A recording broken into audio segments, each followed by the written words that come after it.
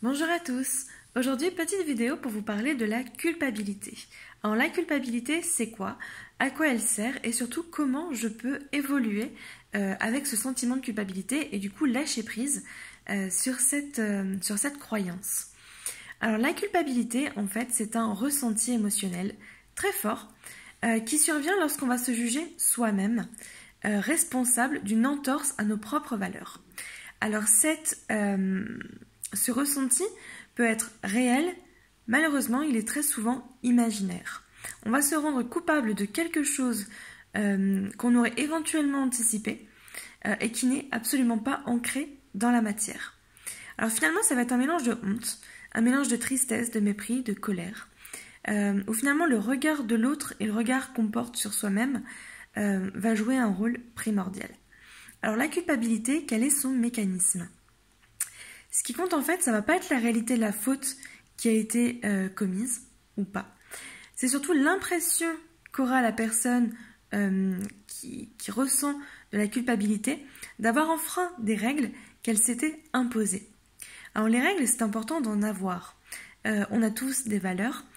Et je commencerai même par ça. Le premier travail, ce serait de redéfinir ses propres valeurs. Est-ce que les valeurs que j'ai, est-ce que les croyances que j'ai sont mes valeurs personnelles ou est-ce qu'elles m'ont été induites, inculquées, formatées par d'autres personnes ou par mon environnement extérieur? Souvent, on se fie à des valeurs, à des croyances qui ne sont pas les nôtres. Et ça, on s'en rend compte si on s'écoute et si on fait le point un petit peu sur nos comportements. J'ai eu une petite réflexion aujourd'hui lors d'une consultation. Je me suis dit que finalement, à 18 ans, on s'émancipe. Voilà, c'est l'âge de la majorité. Et je pense qu'on devrait même aller plus loin à ce moment-là. Ce serait finalement de lister toutes les croyances que l'on a, ou plutôt que l'on nous a inculquées, les noter et voir celles qui sont encore d'actualité, celles avec lesquelles on est OK, et celles qui ne nous correspondent plus. Et ça, finalement, ce serait la vraie émancipation. C'est-à-dire, voilà, mes parents m'ont élevé sur tel modèle, telle croyance. Alors, ça peut être des croyances très limitantes. Par exemple, ne fais pas de vagues. Fais attention. Ne t'exprime pas. On peut être dans le cas d'une famille où l'expression est tabou. On ne parle pas de sujets sensibles, ou on ne parle pas tout court. Ça peut être aussi c'est pas beau pour une fille d'être en colère. Surtout, n'explose pas de joie dans la rue comme ça, ne fais pas de vagues, réprime tes émotions.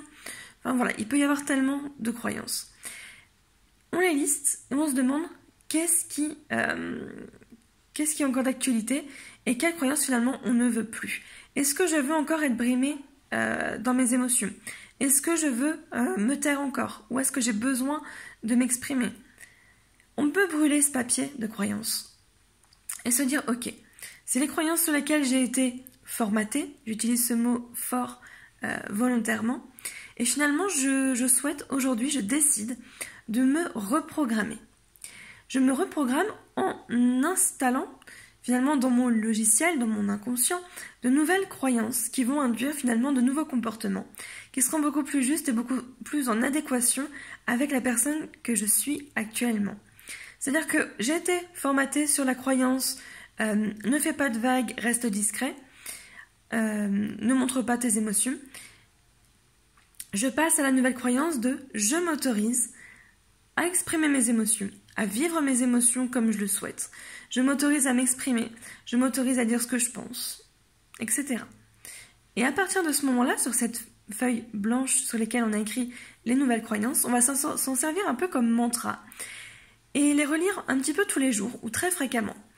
Pourquoi? Parce que plus on va penser à quelque chose, plus on va lire la même chose, plus on va lui donner de l'importance énergétiquement, plus on va lui donner vie.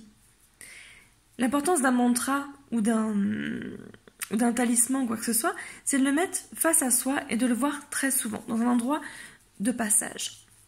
Plus vous allez le regarder, plus vous allez y penser, plus ça va s'activer, plus ça va lui donner de l'énergie, de l'importance, et du coup, plus ça va avoir d'impact dans votre vie. Donc plus vous allez vous répéter une chose, plus elle va s'inscrire et plus ça va devenir une norme. Répétez tous les jours à votre inconscient, je m'autorise à exprimer mes émotions. Pour lui, ça va devenir normal de les exprimer. Voilà un petit peu le mode de fonctionnement que je vous propose de faire. Donc pour revenir sur cette culpabilité, qui est due à un acte réel ou fictif, la culpabilité, elle a un rôle. Son rôle, on va lui donner une fonction phylogénétique, c'est-à-dire qu'elle est liée à la fonction des règles que nous allons éditer. Lorsqu'on va décider d'une règle, c'est pas pour rien, on y trouve forcément un intérêt. On va y trouver un intérêt de sécurité.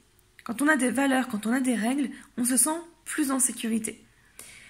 On va aussi faire ça dans une mesure d'anticipation. Quand on a un cadre, on sait anticiper, on sait ce qui peut éventuellement se passer et on peut se préparer. On revient encore, du coup, au premier terme, à la sécurité. Ça facilite aussi les interactions sociales. D'avoir des valeurs, de savoir qui on est, de s'y tenir, forcément, ça facilite les échanges. Ça évite aussi de nuire aux autres et ça évite aussi de subir des mesures de rétorsion. C'est-à-dire, si on respecte nos valeurs et peut-être aussi celles des autres, on s'expose à moins de reproches ou de risques. Et finalement, donc, on y trouve des intérêts personnels à tout ça. Donc finalement, ressentir de la culpabilité, ça a une fonction informative. C'est un petit peu comme toutes les émotions. Donc, je vais citer les 4 émotions de base que sont la tristesse, la joie, la peur et la colère. Il n'y a pas d'émotions positives ou négatives. Elles ont une polarité, c'est-à-dire qu'elles peuvent être agréables ou désagréables. C'est tout. Donc une émotion, elle est là pour nous informer de quelque chose. La colère va nous informer de limites qui n'ont pas été posées ou respectées. La tristesse va nous informer qu'un deuil a besoin d'être fait, etc. Donc finalement, dès qu'on ressent la culpabilité, on peut se demander ce qui se passe. On peut se demander si les valeurs que l'on est en train de vivre sont toujours d'actualité et si elles nous sont propres. Donc effectivement, le sentiment de culpabilité n'est pas agréable. C'est ce que je vous disais, il y a cette polarité de est-ce que l'émotion est agréable ou non. La culpabilité, c'est pas cool. Et finalement, elle joue bien son rôle parce que si c'était une émotion agréable, on n'aurait pas envie de la libérer, on n'aurait pas envie de travailler sur ça. Au contraire, on la garderait, on profiterait de ce qui se passe. Donc la culpabilité est volontairement désagréable pour qu'on ait envie de se sortir de cette émotion, qu'on a envie de comprendre, entre guillemets, au plus vite qu'est-ce qu'elle a à nous dire, de régler le problème et de passer à autre chose. Donc la culpabilité, comme je vous expliquais, nous amène à nous interroger sur 2 choses. Est-ce que la règle est toujours d'actualité ou est-ce qu'elle est devenue obsolète? Est-ce que finalement cette règle qui était nécessaire jusqu'à maintenant est-elle encore nécessaire ou est-ce que là, je sens que je dois passer à autre chose et qu'elle ne sert à rien? Si elle est encore d'actualité, on peut se demander si on a eu tort ou pas de la transgresser. Et si oui, comment réparer sa faute pour éviter, du coup, une nouvelle transgression. Le but, c'est de ne pas être trop exigeant envers soi-même. On est humain, et j'ai envie de dire, il n'y a pas d'erreur, il n'y a pas d'échec. Il n'y a que des expériences. Plus ou moins douloureuses, je vous l'accorde. Mais prenez ça vraiment comme des leçons. Ok, j'ai transgressé, pourquoi? Qu'est-ce qui m'a poussé à faire que? Quel a été mon ressenti, mon état d'esprit à ce moment-là? Quels ont été finalement les facteurs qui m'ont poussé à? Et comment, à l'avenir, je peux éviter de me retrouver dans la même situation? Et comment je peux éviter de retransgresser cette valeur qui a encore de l'importance aujourd'hui pour ne pas me retrouver à nouveau dans ce sentiment désagréable de culpabilité. Donc finalement, la culpabilité, elle est porteuse de progrès. Si on se sent coupable, on va forcément en apprendre plus sur nous-mêmes, sur notre environnement, et on va progresser, on va apprendre une leçon. Donc vraiment, prenez cette culpabilité de manière positive, de manière enseignante, formatrice, et non pas comme un fardeau ou quelque chose dont on doit se débarrasser. On ne se débarrasse pas d'une émotion ou d'un ressenti, on traite l'information et le ressenti ou l'émotion se libère. Donc finalement, le but, ça va être de déboucher sur des comportements concrets et de voir vraiment ce qu'on peut faire, ce qu'on peut appliquer dans notre vie, qui soit beaucoup plus juste pour nous. Donc finalement, on va distinguer deux types de culpabilité. On a la culpabilité émotion, c'est-à-dire celle qui correspond au ressenti de culpabilité, et la culpabilité jugement, qui va finalement être beaucoup plus rationnelle et qui va faire appel à une faute qui a été commise. Donc finalement, la culpabilité émotion, elle est saine, elle nous apporte des messages, alors que la culpabilité jugement, c'est sur celle-ci qu'on va devoir travailler.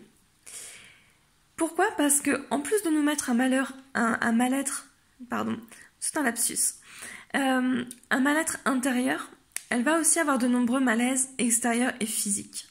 Ça peut apporter des maladies, ça peut apporter des douleurs, ça peut amener à des états dépressifs, si la leçon n'a pas été comprise. On va rester dans cette optique de « je suis une mauvaise personne ». On va essayer de se punir par tous les moyens que ce soit moralement, émotionnellement, voire physiquement. Donc c'est vraiment très important de comprendre ce qu'est la culpabilité, pourquoi elle arrive à ce moment-là de notre vie, et surtout qu'est-ce qu'on peut en faire. Donc la culpabilité, elle va nous montrer plusieurs choses. Elle va nous montrer qu'on en demande beaucoup trop. On a oublié de s'aimer à ce moment-là. On est beaucoup trop dur envers nous-mêmes. Et on a oublié qu'on était humain et surtout qu'on devait en apprendre sur nous-mêmes. On n'a jamais fini d'en apprendre sur nous. On est humain. Donc n'oubliez pas cette humanité. N'oubliez pas, entre guillemets, ce droit à l'erreur. N'en demandez pas trop. Ne mettez pas la barre trop haute. Vous ne l'atteindrez jamais de toute façon. Donc mettez des limites beaucoup plus accessibles et surtout soyez juste tolérants. Aimez-vous, je ne répéterai jamais assez, c'est aimer à la fois sa lumière mais aimer son ombre aussi. C'est important de connaître son ombre, de connaître ses défauts, de connaître jusqu'où on peut aller, même les zones les plus sombres, pour se dire ok, je suis comme ça, je peux aller jusque là, je peux travailler sur certaines choses, mais je suis tout ça. On n'est pas un bisounours, on n'est pas un monstre non plus, on a un mélange des deux. On a à la fois ombre et lumière et c'est vraiment important de s'accepter comme ça.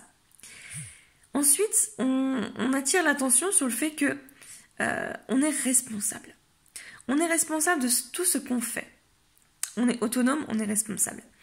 Donc on est responsable de ce qu'on fait, chacun est responsable de ce qu'il fait, et de ce fait, nous ne sommes pas responsables de l'action et des pensées des autres.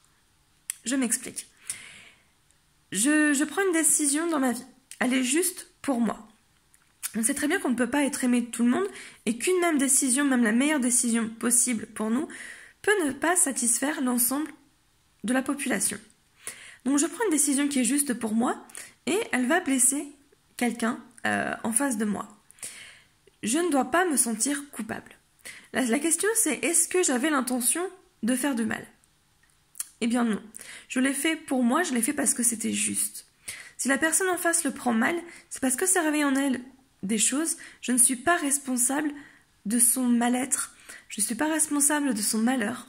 Je ne suis pas responsable de ce qu'elle vit. Si effectivement on avait une mauvaise intention, là oui, on peut se sentir coupable parce qu'on a dépassé une valeur, la valeur d'honnêteté, par exemple, d'intégrité, en voulant faire du mal volontairement à quelqu'un. Donc là on se dit, oula, je l'ai fait volontairement, j'ai dépassé une de mes valeurs, je culpabilise, qu'est-ce que ça m'apprend ? Qu'est-ce qui s'est passé pour que j'ai envie d'en arriver là ? On travaille sur soi et on fait en sorte de ne plus avoir cette envie de faire du mal. Sauf que si l'intention était juste, vous n'avez pas à vous sentir coupable de ce qui se passe. Chacun est autonome et je ne le répéterai jamais assez. Donc, la culpabilité, quand elle se manifeste dans notre vie, c'est souvent l'ego qui va prendre le dessus. L'ego, en fait, va donner beaucoup trop de pouvoir à la culpabilité. L'ego, en fait, il croit au bien et au mal, à ce principe de dualité qu'il y a sur Terre. Sauf que, j'ai envie de dire, le bien et le mal n'existent pas. Quelque chose ne peut pas être tout blanc ou tout noir. Comme j'expliquais tout à l'heure, la meilleure décision possible pour vous, qui est toute blanche, sera finalement peut-être noire pour quelqu'un d'autre en face. Donc cette notion de bien, de mal, on va dire n'existe pas, je préfère le mot juste. Est-ce que c'est juste pour moi, est-ce que c'est juste pour l'autre ? Donc l'ego, lui, par contre, est resté sur ce principe de bien et de mal. Donc lui, il n'intègre pas cette notion de « oui, ça n'a pas plu à l'autre, mais c'était pour mon bien ». Lui, il va se dire « t'as vu comment l'autre a réagi, c'est de ta faute, etc. » Donc on va se libérer de l'ego et on va plutôt se recentrer dans le cœur. On va se dire « est-ce que c'était juste pour moi ?» On va se recentrer sur ses ressentis et non plus sur le mental et sur cet ego, finalement, qui va nous faire culpabiliser et nous juger en permanence. L'ego va vous accuser de tous les maux. Et pour vous améliorer, finalement, il va falloir sortir de cet ego. Il va falloir sortir de ce mental et revenir finalement au centre, revenir à l'humain.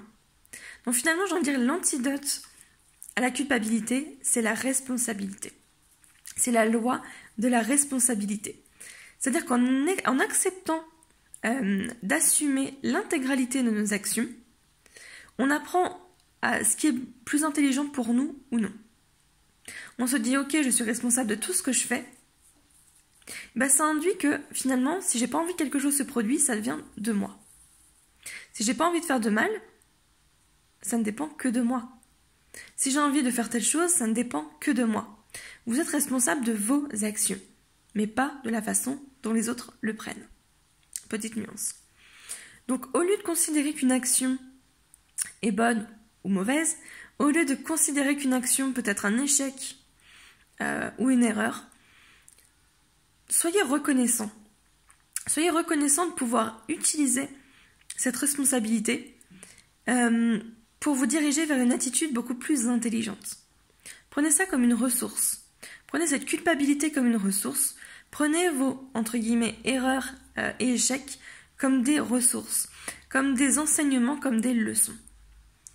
Mon action n'est pas bonne ou mauvaise. Je ne suis pas non plus une bonne ou une mauvaise personne. Je suis.